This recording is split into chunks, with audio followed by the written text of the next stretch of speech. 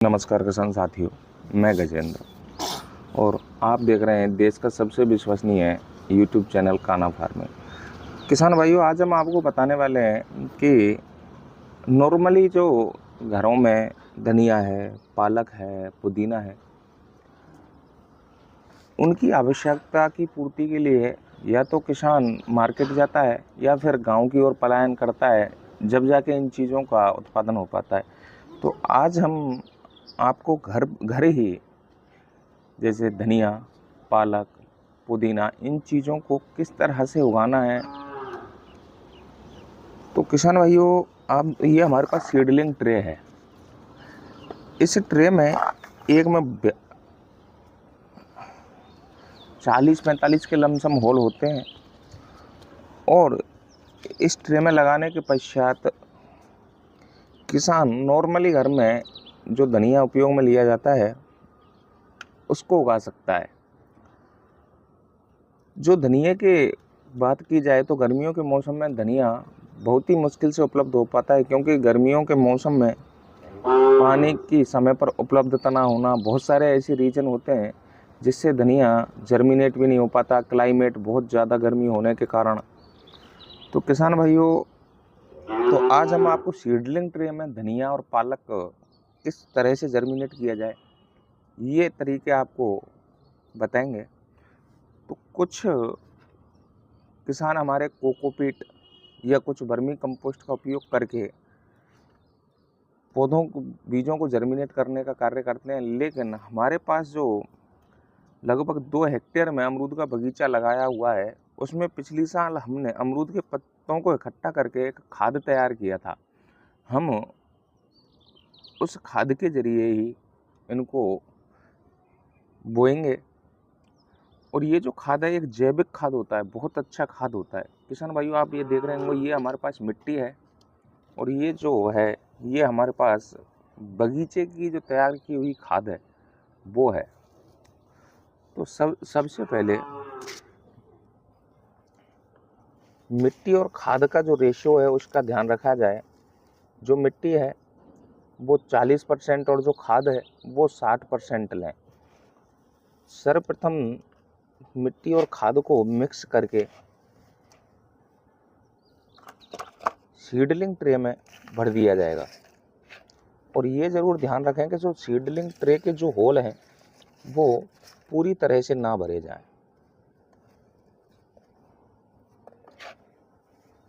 और भरते समय जो मिट्टी है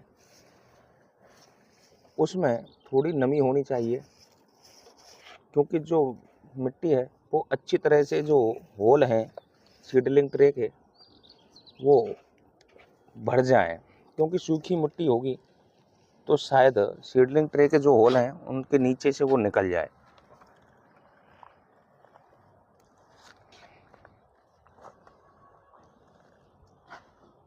और ये जो एक ट्रे है उसको हम लोगों ने भर दिया है। इसी तरह से एक एक करके तीनों ट्रे को भर लें। ये जो खाद होता है, जैसे कोकोपीट हुआ, वर्मी कंपोस्ट हुआ, और जो हमने ये जो खाद तैयार की अपने बगीचे में सड़े पत्तों को सड़ा गला कर, ये इन तीनों खादों में जो नमी को बरकरार बनाए रखने की क्षमता होती है वो बहुत ही अच्छी होती है, क्योंकि गर्मियों के मौसम में पौधों को नमी की बहुत ही ज़्यादा आवश्यकता होती है। क्योंकि जो पौधे होते हैं वो एक हाई टेम्परेचर पर सूख जाते हैं और ये जो खाद है ये नमी को लंबे समय तक बनाए रखता है, तो जिससे हमारे पौधे 1 से 2 दिन आराम से बगैर पानी के जीवित रह सकते हैं। किसान भाइयों, जो सीडलिंग ट्रे है उनके होल को आवश्यकता अनुसार ही भरा जाए तो बहुत ही अच्छा है। फुल नहीं भरा जाए, क्योंकि बीज लगाने के पश्चात भी हमें इनके ऊपर थोड़ा सा जो खाद है वो डालना है। ऊपर से सिर्फ खाद ही खाद डालना है, मिट्टी का रेशियो नहीं डालना, क्योंकि ये वजन कम होता है तो जर्मिनेट होने के पश्चात पौधे बहुत ही जल्दी ऊपर की ओर आते हैं और पौधे के जर्मिनेशन के लिए प्रकाश का होना अति आवश्यक है। तो ये ज़रूर ध्यान रखें कि जो धूप है वो बरकरार लगभग 3 से 4 घंटे हमारे जो बोए हुए पौधे हैं उन पर पड़नी चाहिए धूप। किसान भाइयों, आप जो मेरी हथेली पर देख रहे होंगे ये धनिये का बीज है। इसको बोते समय ये ध्यान रखें कि इसको इसी तरह से ना बोएं। इसको एक बार क्रश करना होता है। इसको क्रश करने के पश्चात इसके एक एक दाने को डालना है।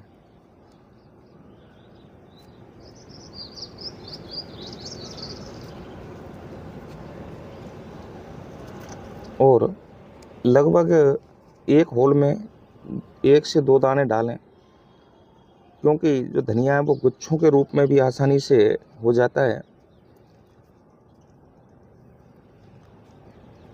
और हमारे द्वारा कुछ फूलों के बीजों को भी लाया गया था, क्योंकि भरतपुर में जब हरित ब्रज सोसाइटी मेला आयोजित हुआ था तो उस समय वहाँ पर बहुत सारे बीजों की बिक्री की जा रही थी। तो उस समय इन बीजों को हमारे द्वारा लाया गया था। तो किसान भाइयों, काफ़ी दिनों के पश्चात आज हम ये जो फूलों के बीज हैं इनको बोने का काम कर रहे हैं। और किसान भाइयों, किसी को ये पता हो कि ये जो बीज हैं ये किस फूल के हैं तो हमें कमेंट सेक्शन में भेजकर ज़रूर बताएं।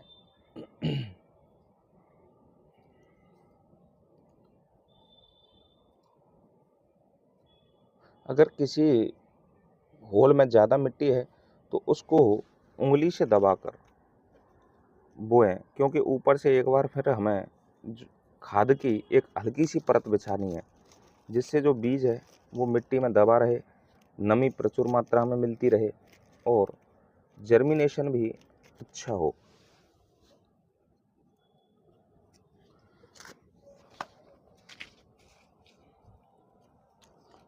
लगभग ये हमें 100 रुपये में एक पैकेट उपलब्ध करवाया था वहाँ से। तो ये जो पैकेट है इसमें लगभग 10 से 12 तरह के बीज दिए हुए हैं और आज हम इन सभी को बोने का प्रोसेस कर रहे हैं।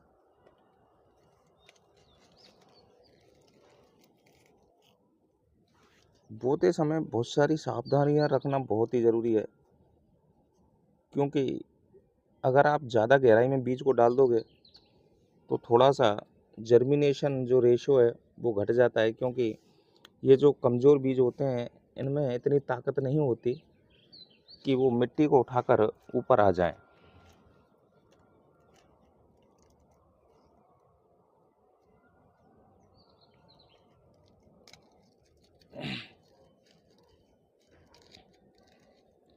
किसान भाइयों, ये जो बीज हैं ये किस चीज़ के हैं और ये जर्मिनेट होंगे कि नहीं होंगे आप देख रहे होंगे।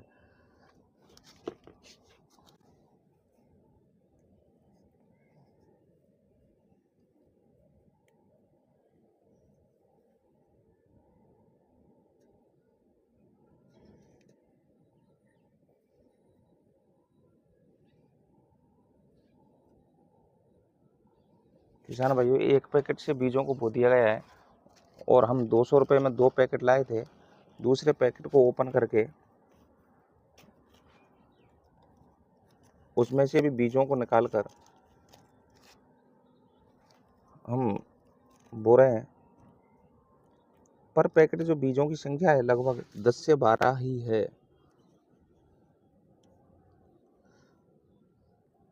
किसान भाइयों, इनसे ये जो सीडलिंग ट्रे है इसमें महंगे बीजों को बोना, घर में किचन गार्डनिंग के लिए बहुत सारी सब्जियां उगाना और एक नॉर्मली जो हमारी माता बहनें हैं उनके द्वारा भी ये कार्य आसानी से किया जा सकता है। और ये जो हमने खाद तैयार किया है ये किस प्रकार का खाद तैयार किया है किसान भाइयों, हमें कमेंट सेक्शन में भेजकर एक बार ज़रूर बताएं। क्या ये एक उचित खाद हो सकता है पौधों को जर्मिनेट करने के लिए।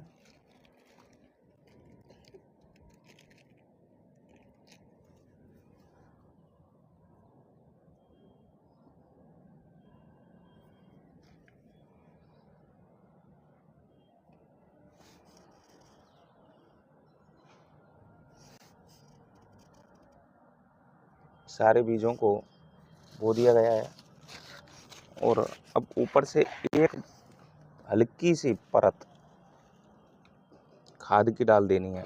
किसान भाइयों, बोने के पश्चात सिंचाई का विशेषकर ध्यान रखें। इस समय तो सिंचाई तुरंत ही कर दें, लेकिन नमी के अनुसार अगर आप देखें कि शाम को अगर आपको ऐसा लगता है कि हमारी जो सीडलिंग ट्रे हैं उनमें नमी कम है, तो शाम के समय ज़रूर सिंचाई करें। और जो गर्मियों में सिंचाई का जो मेन समय होता है वो शाम का समय ही होता है, तो शाम को ही सिंचाई करें, क्योंकि जो नमी है वो लंबे समय तक रात में बनी रहती है और हमारी फसल जो है वो तरोताज़ा बनी रहती है। तो भाइयों, हमारे यहाँ सीडलिंग ट्रे से हमने जिस तरह गेंदे के पौध को तैयार किया था और बहुत सारे ऐसे किचन गार्डन या रूफ जो छत पे लगाने वाले पौधे होते हैं उनको तैयार करके हमने और गमलों में ट्रांसप्लांट किया था। आज वो पौधे आप देख रहे होंगे कि जिसमें ये मधुमालती है जो बहुत अच्छी ग्रो कर रही है। बहुत सारे पौधे हैं, जैसे गुलाब में अब कलियों का बनना शुरू हो चुका है। ये हमारे द्वारा सीडलिंग ट्रे में ही तैयार किए गए थे और इनको जब ट्रांसप्लांट कर दिया गया था गमलों में, तो इनकी ग्रोथ बहुत अच्छी रही। और इसी खाद को जो हमने बगीचे में तैयार की थी, इसी खाद को हमने उसी समय प्रयोग में लिया था और रिपोर्टिंग के लिए हम इसी खाद को उपयोग में लेते हैं। इसी तरह की इन्फॉर्मेटिव वीडियो देखने के लिए हमारे यूट्यूब चैनल कान्हा फार्मिंग को सब्सक्राइब करें। और अन्य जो किसान भाई हैं जो अपने घर में इस तरह की सब्जियां या फिर कुछ फूलों के पौधे जर्मिनेट करना चाहते हैं, उन भाइयों तक ज़रूर भेजें। धन्यवाद।